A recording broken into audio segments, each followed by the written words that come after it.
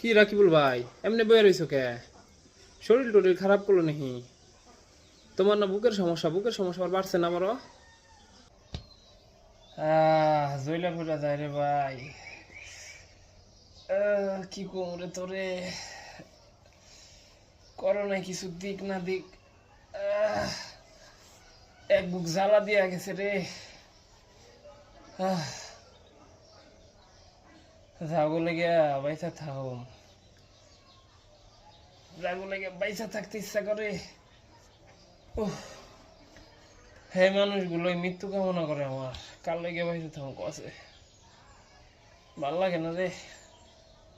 আল্লাহ কখন রাগ দিব আর কখন দামগা। জইলা পুরা যায় রে বুকের মধ্যে, ভাল লাগে না। আর বাইসা থাকবার মনে চায় না রে।